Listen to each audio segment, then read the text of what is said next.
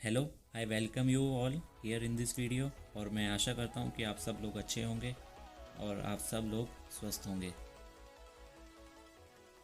Recently आपने सुना होगा कि नासा का आर्टेमिस 1 मिशन को पोस्टपोन किया गया है। उसके पीछे क्या कारण थे, इस मिशन का क्या काम था और इससे जुड़े हुए कुछ जनरल नॉलेज के पॉइंट्स सब कुछ डिस्कस करेंगे इस वीडियो में। So let's get into this topic without any further delay. यहाँ आप देख सकते हैं नासा का ऑफिशियल ट्वीट है इसके अकॉर्डिंग, और यहाँ है इससे रिलेटेड आर्टिकल्स जो पब्लिश हुए हैं रिसेंटली। ये होने वाले हैं हमारे आज के डिस्कशंस के टॉपिक। पहला, ये मिशन क्यों पोस्टपोन हुआ। दूसरा, एक्चुअल मिशन क्या था, क्या इसका काम था मिशन का। तीसरा, इस मिशन से रिलेटेड खास बातें जो हमें पता होनी चाहिए। और चौथा, एग्ज़ाम या परीक्षा से संबंधित कुछ जनरल नॉलेज के पॉइंट्स जो आपको पता होने चाहिए। ये जो मिशन पोस्टपोन हुआ है उसका मेन कारण था कि जो रॉकेट में 4 इंजन लगाए गए हैं उसमें से एक इंजन में टेक्निकल प्रॉब्लम आ गई थी, जिसके कारण बीच काउंटडाउन में ही इसको रोकना पड़ा। यहाँ मैं आपको बता दूँ कि अकॉर्डिंग टू इंडियन टाइम यह मंडे को शाम को 6 बजे लॉन्च होना था, पर अब इसकी तारीख बदलकर 2 सितंबर रात 10:18 पर कर दी है, और ये भी भारतीय समय अनुसार ही है। आगे बढ़ते हैं और अब जान लेते हैं कि आर्टेमिस 1 मिशन क्या है। ये एक मानव रहित मिशन है जिसकी पहली उड़ान के बाद साइंटिस्ट यह जानना चाह रहे हैं कि जो चांद का वातावरण है वो इंसानों के रहने लायक भी है या नहीं, और वहां पहुंचकर वापस आना पृथ्वी पर संभव है कि नहीं। नासा की माने तो ये न्यू SLS मेगा रॉकेट और आयरन क्रू चांद की अंधेरी जगह यानी डार्क साइड तक जा सकता है, जहां अभी तक पहुंचा नहीं जा सका है।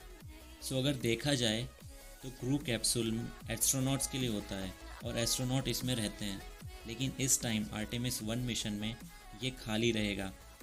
मिशन पूरे 42 डेज़ 3 आवर्स और 20 मिनट्स का है। इसके बाद ये वापस अर्थ पर लौट आएगा और कुल डिस्टेंस जो इसकी ट्रैवल करेगा वो है 20,92,1047 किलोमीटर का।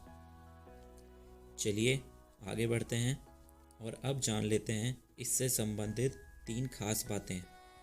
कोलोराडो यूनिवर्सिटी के प्रोफेसर और साइंटिस्ट जैक बर्न्स की माने, जिसे देख सकते हैं, तो इन्होंने बोला कि यह रॉकेट एक हैवी लिफ्ट रॉकेट है और इसका इंजन बहुत पावरफुल है और ये आसानी से चांद तक जा सकता है और कुछ छोटे सैटेलाइट उसके ऑर्बिट में अपने आप छोड़ सकता है।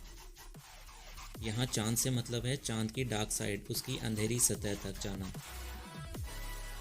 आगे बढ़ते हैं। इसके बाद नासा का प्लान ये है कि 2024 में वो आर्टेमिस 2 को लॉन्च करने की सोच रहा है, जिसमें एस्ट्रोनॉट्स भी स्पेस में जाएंगे, लेकिन वह चांद की सतह पर कदम नहीं रखेंगे। वो सिर्फ चांद के ऑर्बिट का चक्कर लगाकर वापस आएंगे और इनका टाइम पीरियड आर्टेमिस 1 से ज़्यादा रहेगा।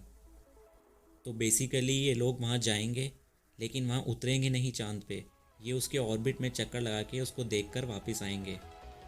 और फाइनली यहाँ पर मैं ये भी ऐड करना चाहता हूँ कि इसके बाद 2023 में, माफ़ कीजिएगा 2030 में आर्टेमिस 3 को लॉन्च किया जाएगा और इसके बाद पहली बार एक महिला एस्ट्रोनॉट को चांद पर भेजा जाएगा और वो पहली बार एक महिला एस्ट्रोनॉट चांद पर कदम रखेगी। बर्न्स ने बताया कि कोई डिफरेंट रेस का व्यक्ति, जैसे कोई भारतीय या अफ्रीकन, भी इस क्रू में शामिल होगा और यह चांद के साउथ पोल पर पानी और बर्फ़ की खोज करेंगे। दोस्तों यहाँ आप देख सकते हैं रॉकेट कुछ इस तरह का दिखता है। ये रॉकेट का डिज़ाइन है।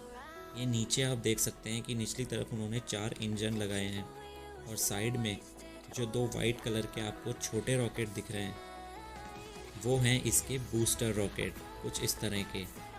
ये है आर्टेमिस 1 रॉकेट। यहाँ हम रॉकेट के पीस यानी पार्ट्स को अलग अलग समझ सकते हैं। आप लोग इसको पॉज करके देख सकते हैं। यहाँ कुछ इम्पोर्टेंट पार्ट्स के बारे में आपको बता देता हूँ। यहाँ एस्केप टावर के नीचे क्रू के रहने की जगह होती है। बिल्कुल नीचे इसके इंजन लगाए जाते हैं। बिल्कुल नीचे मतलब रॉकेट के बिल्कुल निचली सतह पर, और रॉकेट के बीच में यहाँ सोलर पैनल लगाए जाते हैं। आप इसको पॉज करके देख सकते हैं। तो आइए अब आगे जान लेते हैं इससे रिलेटेड कुछ एग्ज़ाम जीके के पॉइंट्स। चांद हमारी धरती का एक चक्कर 27 दिन और 8 घंटे में पूरा करता है और इसी समय ये अपने एक्सिस पे भी कंप्लीट रोटेशन करता है।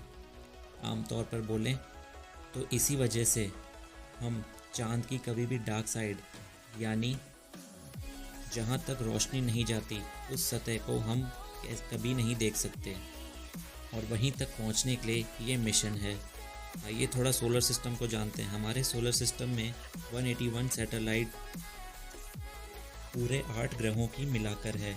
इसमें से सबसे बड़ी सैटेलाइट जुपिटर की है जिसका नाम है गाइनेमेड और यह सैटेलाइट मरकरी ग्रह से 8 गुना ज़्यादा बड़ी है। साइंटिस्ट की बात माने तो एक थिया नाम का बड़ा सा पत्थर 4.5 बिलियन साल पहले पृथ्वी से टकराया था और इसके कारण एक पृथ्वी का टुकड़ा अलग हो गया था जिसे बाद में चांद कहा गया। चांद पर भेजे गए अब तक सभी मिशनों के कारण वहां पर 1 लाख केजी से ज़्यादा का मलबा जमा हो गया है और ये सारी वही चीज़ें हैं जो इंसान यहाँ से लेकर चांद पर गया है और इसके अलावा कुछ सैटेलाइट के टूटे हुए टुकड़े भी शामिल हैं। चांद पर गए पहले व्यक्ति नील आर्मस्ट्रॉन्ग का फुटप्रिंट आज भी वैसा का वैसा ही है क्योंकि वहाँ तो ना पानी है और ना ही हवा है। पानी से मेरा मतलब बारिश। तो दोस्तों, कैसे लगी आपको हमारी आज की जानकारी? आशा करता हूँ कि आपको हमारा आज का वीडियो पसंद आया होगा। इसी तरह की और जानकारी हमारे चैनल पर आगे भी आती रहेगी। अगर आप ऐसी जानकारियों में रुचि रखते हैं या किसी परीक्षा जैसे यूपीएससी की तैयारी कर रहे हैं तो करंट अफेयर्स के लिए हमारे चैनल को सब्सक्राइब ज़रूर करें। दोस्तों, वीडियो को लाइक करें, शेयर करें और अपने सुझाव हमें कमेंट सेक्शन में ज़रूर बताएं। हम आपसे मिलते हैं अगले वीडियो में। तब तक के लिए अपना ध्यान रखें। धन्यवाद। जय हिंद।